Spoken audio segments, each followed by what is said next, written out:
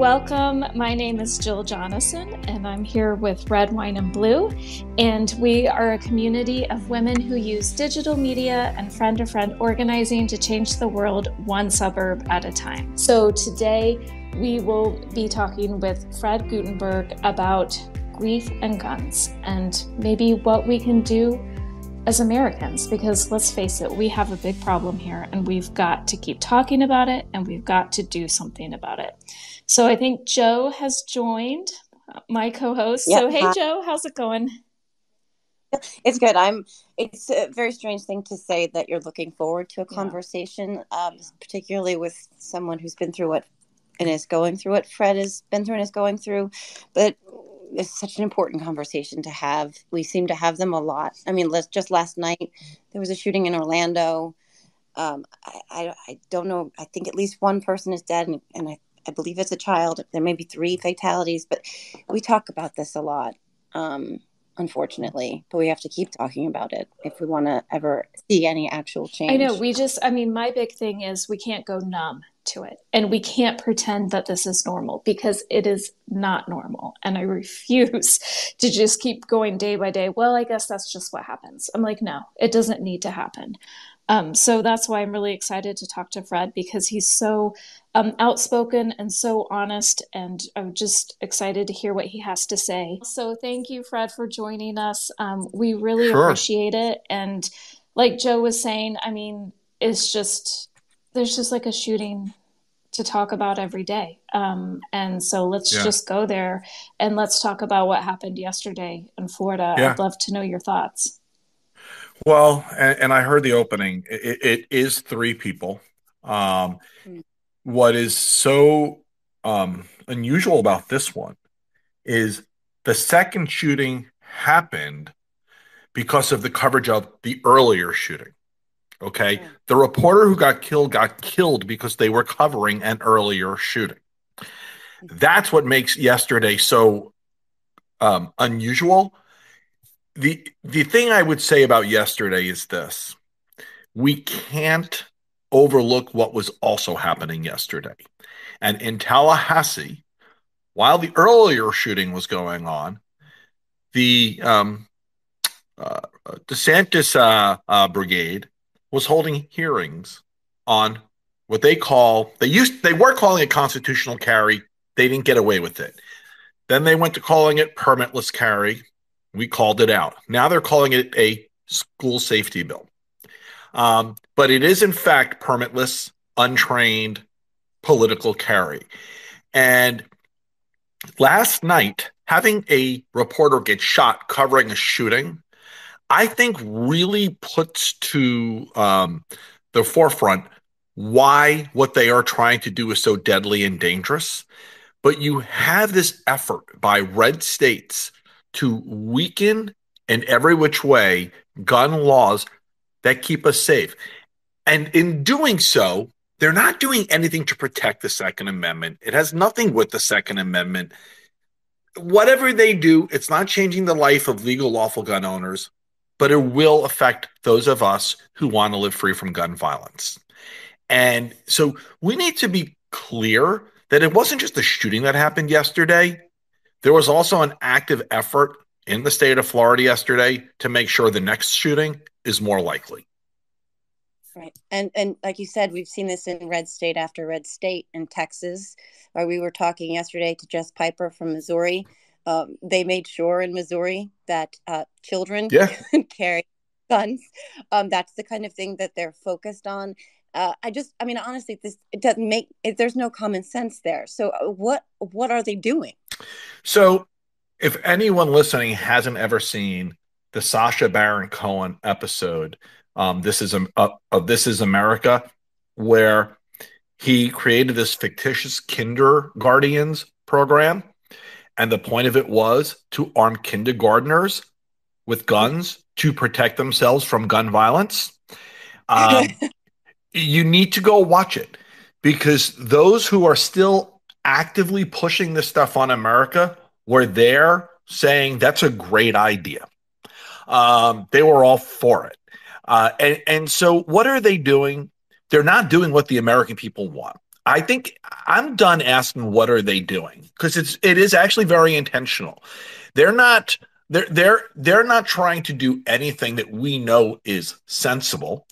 They are intentionally using red meat tactics to appeal to 30% of this country that if they just keep on throwing this insanity out, they'll turn that 30% of the country out to vote. And that's what they're doing. Forget everyone they go after, forget all the horrible, horrific stuff that they do, because every time we say that, it actually just it makes them excited. It gets them amped up with how successful they're being because they have their voters turning out. And in doing so, they're also demoralizing our voters. That's what they're doing. It worked in Florida. Listen, Ron DeSantis isn't 19 points more popular than somebody else in Florida, but his voters voted and the Democrats sat home. That's what happened in Florida, and that's what they're doing. Just want to jump on the disheartening aspect of that because it's so important. Because we talked to Shannon Watts a couple of weeks ago, and she said something that sort of stuck with me since, which is it may not seem like to Americans that we're actually making progress on this issue because we keep seeing these layers of shootings. Like in Michigan State, there were students in Michigan State who had just survived a shooting in Oxford, and there was one survived Sandy Hook. So let me take a step back. At that Michigan shooting, there was an Oxford student. There was a Sandy Hook student, not as well known because this family wants it to be private. There was also a Parkland shooting student. I mean, there's layers, right? Layers of trouble. This is what we're talking about. The shooting that just happened in Orlando yesterday is sort of similar in terms of layering, right? We're double serving people this trauma. But so to the lay American who may not be paying attention, it really feels disheartening. It's like, well, nothing's being done. Nothing is changing. So we need to reverse the narrative on that. So, and I'm so glad you brought this up because actually a lot is being done and a lot is changing. And in April, President Biden signed the Safer Communities Act, the first piece of gun safety legislation in about 30 years. Also, in the spring, we confirmed a real ATF director. The Alcohol, Tobacco, and Firearms Agency of our government, the agency that actually is tasked with overseeing firearm safety, has been dysfunctional for a decade. While gun sales have grown, we now have a real director. Here's what I'll say. When my daughter Jamie was killed 5 years ago, we had 300 million weapons in America. Now we have over 400 million because the last president during COVID initiated a gun surge by leaving gun stores as essential businesses. But we did do some really important things this year. It's going to take time to bend the curve, but that legislation and that ATF director will make a big difference. I would also say this. In 2018, we flipped the House of Representatives on this issue. In 2020, we flipped the Senate. This issue was a big part of that. And we elected President Biden. This issue was a big part of that. And even in this current House, while because of gerrymandering, at the moment, the Democrats don't have the majority, we've actually elected more gun safety people. Whether you look here in Florida at Jared Moskowitz and Maxwell Frost, or you go to New York and you look at Dan Goldman, or the one that I really get excited by is in Ohio, where Representative Chabot in Cincinnati was defeated by Greg Landsman. Okay. And Chabot was a gun nut. So when I look at elections where people say, I've had it and I'm going to vote, we're achieving progress. I do think the next election will be the one that ultimately decides where the country ends up on this issue. And I am hopeful. Yeah, I love hearing that you're hopeful. I mean, I know you have talked a lot about President Biden passing the first major gun safety legislation in decades, but one of the things that we talk about at Red, Wine, and Blue is how to talk to other people, peers, friend to friend, and one of the things that I've heard in my peer circles is it doesn't go far enough. That legislation didn't do enough. Sure. And so I would love to be able to be armed with the kind of responses that I can say back to them. What should I say, that can sort of like put that in a more positive light. You know what? I'll say this. When they say that, they're right. So acknowledge it. Mm-hmm. That this legislation wasn't everything we could have hoped for, but it was necessary and we needed to do it. That's the key thing. I think we need to stop getting frustrated by not getting it all and understand, because we voted, because we showed up, we got more than we would have 6 months ago. Okay, because that legislation would have been impossible if not for Republicans realizing what a big deal this issue would be in the election. Okay, so the legislation isn't everything we could have hoped for. It didn't go as far as we would have liked it, but it was necessary. Necessary, but not sufficient. And if you want more, if we want to be able to continue this work, don't sit home in the next election, get out and vote. Absolutely. I mean, we're looking at what they can do in Michigan, right? So now they have a legislature that will be able to enact after the Michigan state. Absolutely. But they're going to be able to put some actual legislation in place. And that's what Michiganders voted for. And so that shows you that anybody can do that. Any state can do that. They could do that on a federal level. We just have to keep showing up.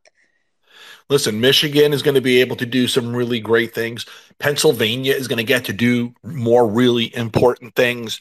New Jersey, New York, Illinois, look at the work that they're doing to combat gun violence now. California, look at the work that they're doing to combat gun violence. So having these elections makes a difference. Listen, Marjorie Taylor Greene this week raised a topic of red states divorcing from blue states. Mm-hmm. And while she's just too stupid to understand how detrimental that would be to red states, because blue states are donor states to the red states, right. Economically, let's talk about red states versus blue states in this conversation, because that is the true border crisis in America. Because you have permissive red states where guns are too easily to attain, and they're flowing into blue states. New Jersey has been actually researching every crime gun to see where it came from, and something north of 75% of the guns used in crimes in New Jersey are coming from out of state. And so while Governor Phil Murphy and his legislature are doing tremendous things, we have to deal with the reality that we must show up and vote nationally on this issue, because ultimately it's the way to solve it. Right. And there's data to support bans. I mean, we looked at the assault weapons ban that expired in 2004.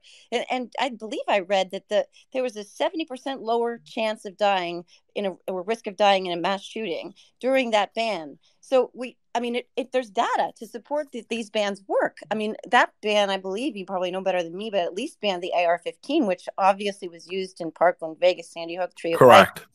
So, I mean, there's data to support it, but there's also public opinion to support it. I mean, it's like that's where the groundswell can come from. There's data and public support, and we just need to get people off their butts and actually, enact the change that we want to see.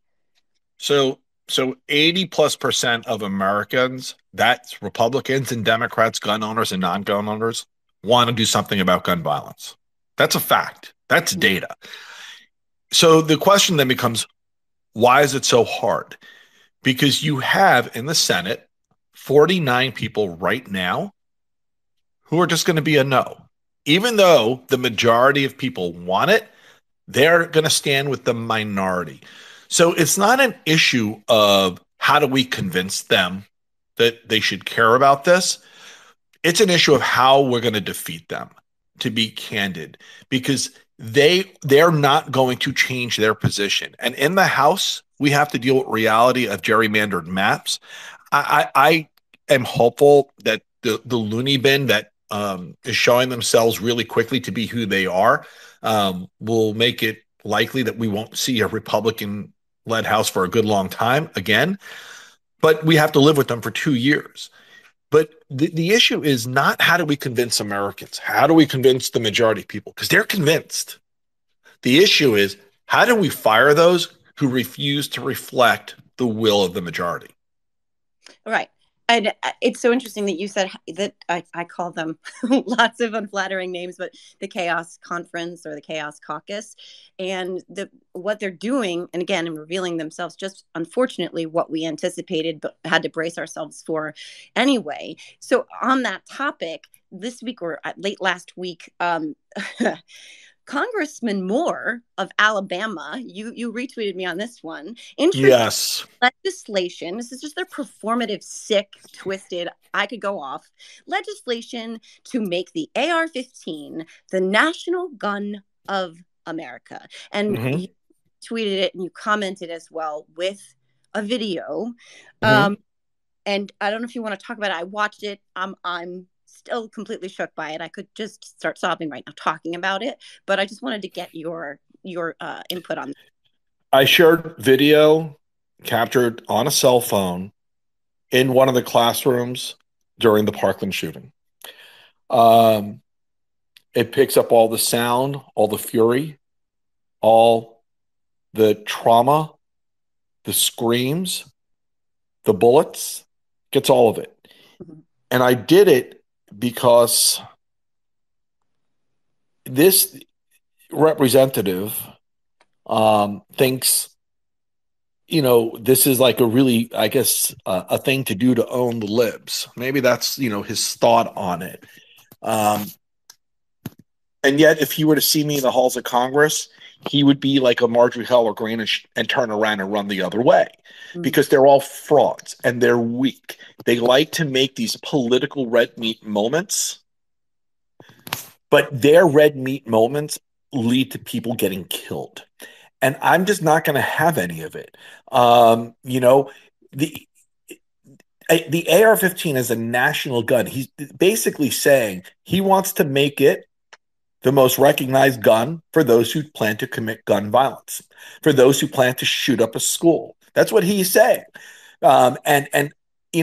It's just, you can't make sense of these people. I'm not going to try. What I will tell you is this, and again, data and facts. My daughter was born in 2003. The ban on the AR-15 happened in 2004. From 2004 to 2007, the AR-15 was a nothing gun in the country. But in 2007, you had the Heller decision. And the Heller decision developed a phrase called common use.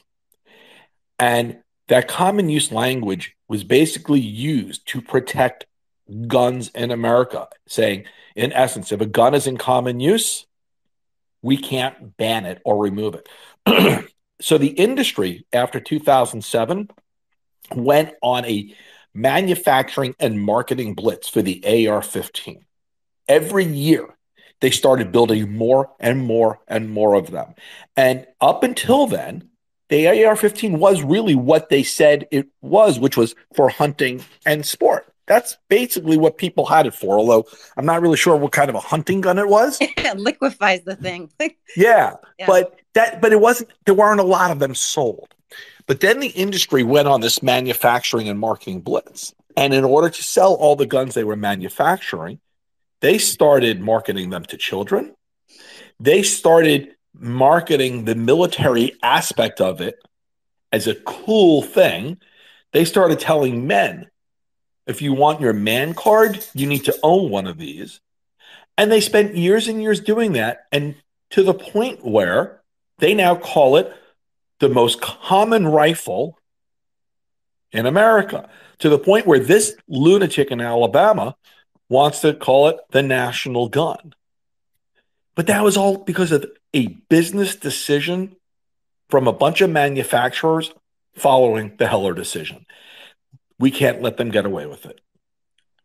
No, they have blood on their hands. It's like, you think about, I don't have to tell you, obviously, I just wanted to not touch on it, but we just marked this past Valentine's Day marked the 5th anniversary of the mass shooting at Stoneman Douglas High School, which claimed the life of your beautiful daughter, who was 14. Now I'm going to cry.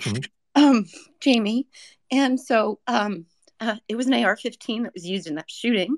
Obviously, you have a very personal relationship to that gun. I just wanted to know if you would just tell us a little bit about Jamie.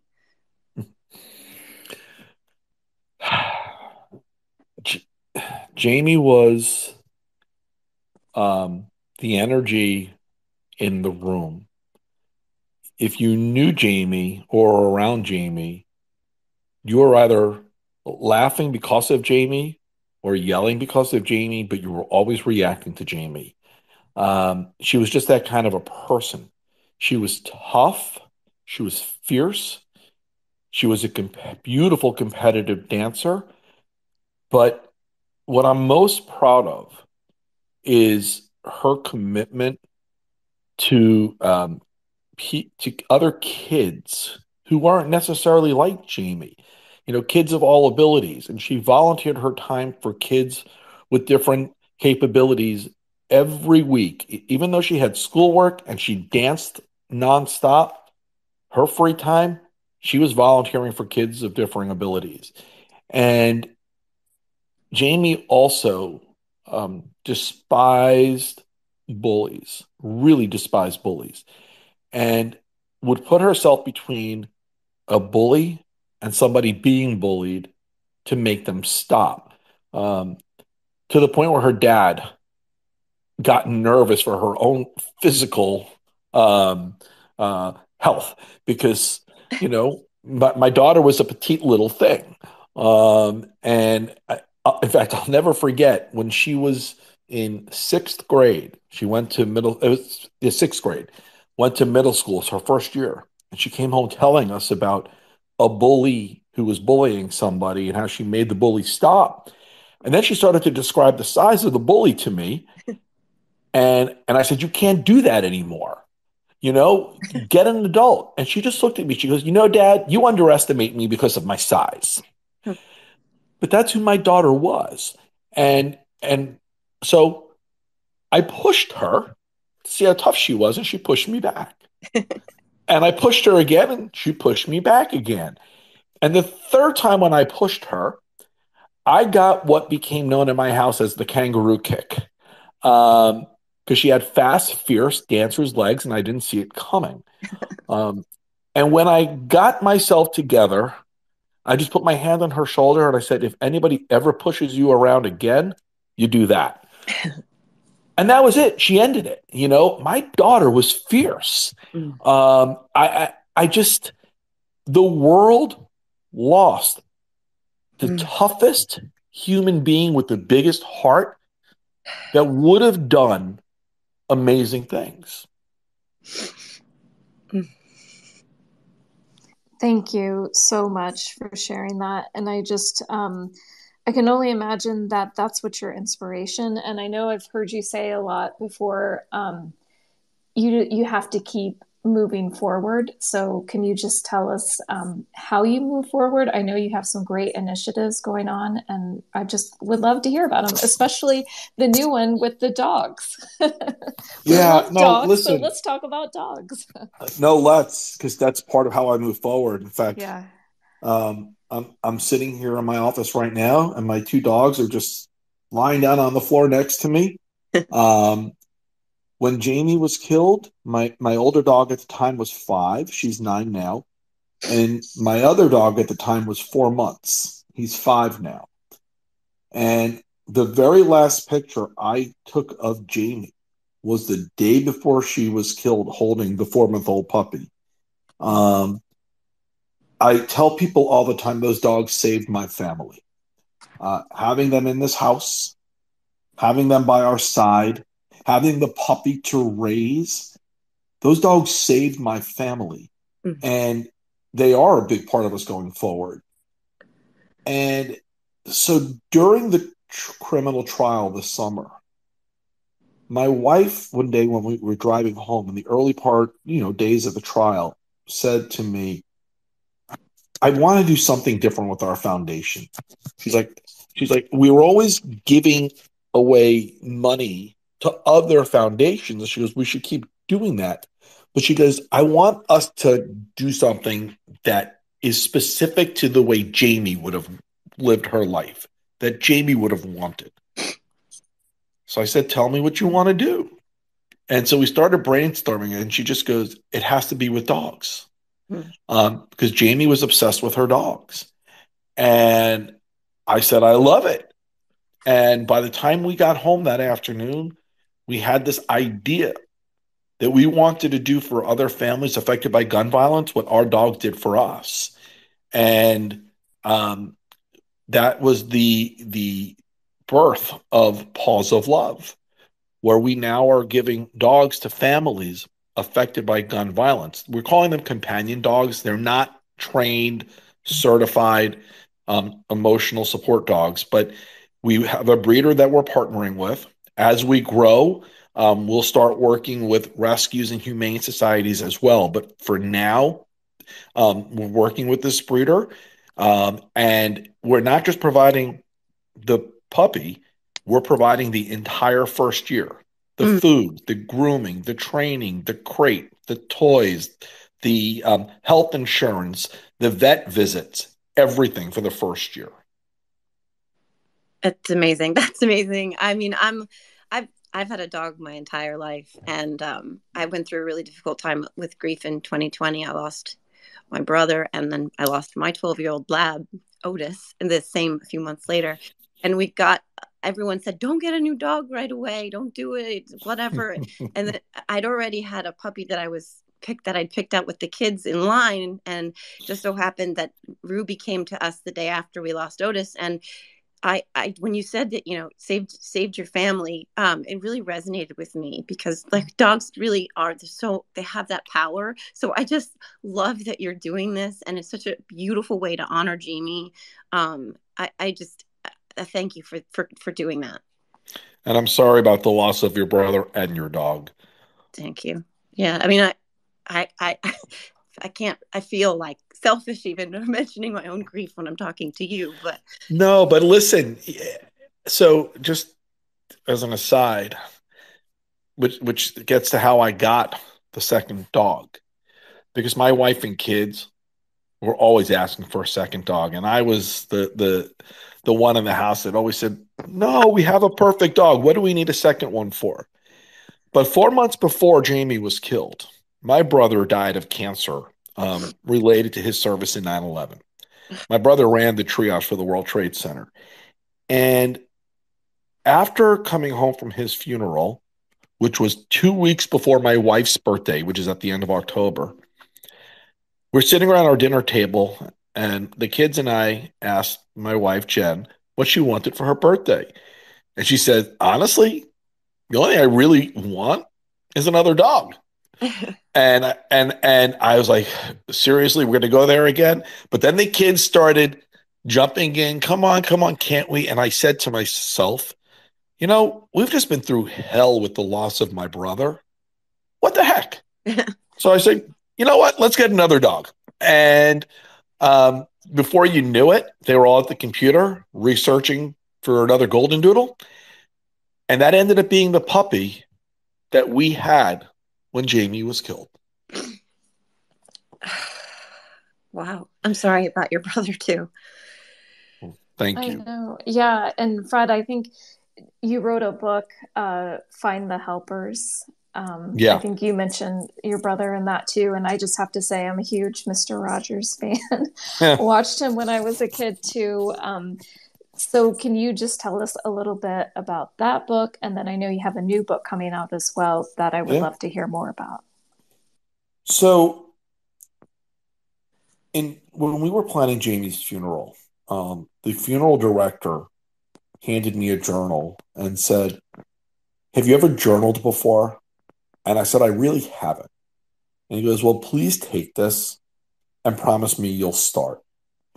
And I at first didn't, but then I started every day writing about my day and writing about my feelings and writing about my thoughts.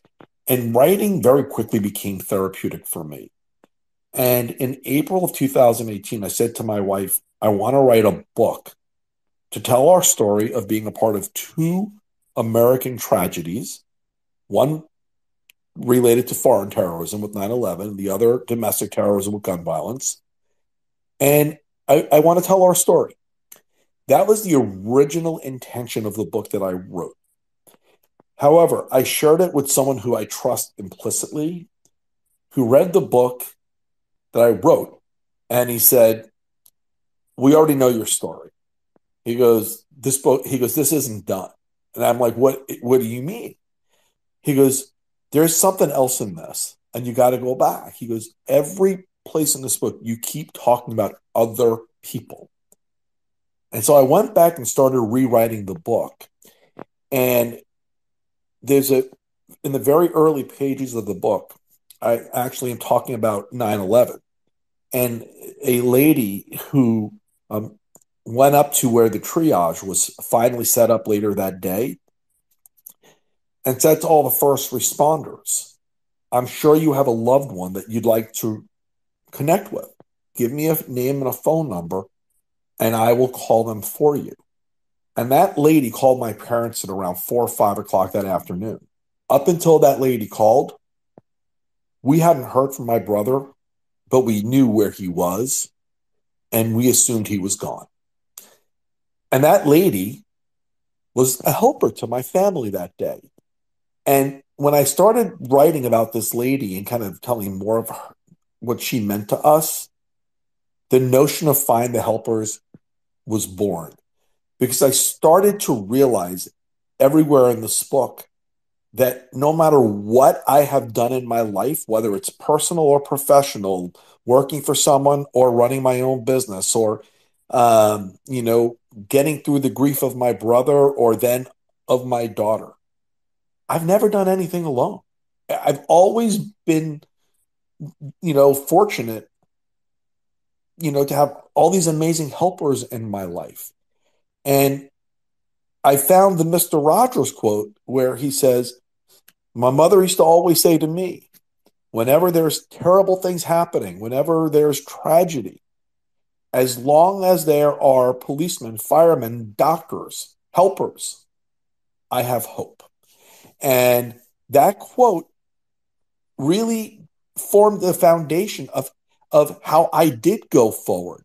It is because of these amazing people who have stepped into my life day in and day out and carried me.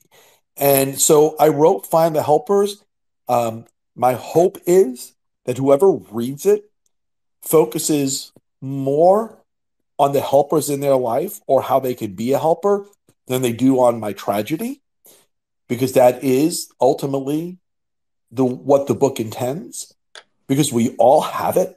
And so, I'm real proud of the book. It is my story. The new book coming out in May called American Carnage is a very different kind of book. It is not my story. It is a direct taking on of the lies and the myths that have created the gun violence we live with today, that have created the legislative reality creating the gun violence that we live with today. And not only does it take on the lies and the myths, each chapter is written in a way to help others understand how to talk about these things. That is so crucial. That is what we do. That is what we do. Red, Wine, and Blue. That's what our whole goal is, right? Is to arm people with ways to have the conversations, because things can feel overwhelming. Yep. And it's interesting. I just wanted to, my last sort of thought here, that you were talking about Find the Helpers, and that you've turned your grief, layers of grief, into action, means that you are now that helper for so many, like for people all over the world. And I just wanted to personally thank you for that. Well, thank you. Yeah, I second what Joe said, absolutely. And I love how you said, finding the helpers makes you realize you're not alone. And I would imagine that's what helps give you the strength to be a helper. So I just so appreciate you, Fred, and your authenticity And I just, we were on a conversation a couple of days ago about schools in Ohio, and somebody said something that really, really stuck with me. She said she has a friend that said, now that my head's out of the sand, I kind of just want to put it back in, but I can't. And that's kind of how I feel. I'm like, we've got to get people to get their heads out of the sand so we can all be the helpers. Those who we're trying to defeat, their work is all designed to get us to give up and to put our heads in the sand. Don't give up. This country, this democracy, and those we love, it's all worth fighting for. Amen. I know. I'm like, absolutely. That's where we can end. It's worth fighting for. And we're going to continue to do it. And we thank you so much for taking the time to talk to us. And I just want, everybody to know, like Joe was saying, Red, Wine, and Blue, we're here to help you. Follow us on social media. We'll keep you in the know. We'll keep you inspired to keep going. You're not alone. We're all here together. So thanks again, Fred. Thanks, Joe. Thank you, everybody, to joining. Take care, everyone. Thank you. Thanks, Fred. Yeah.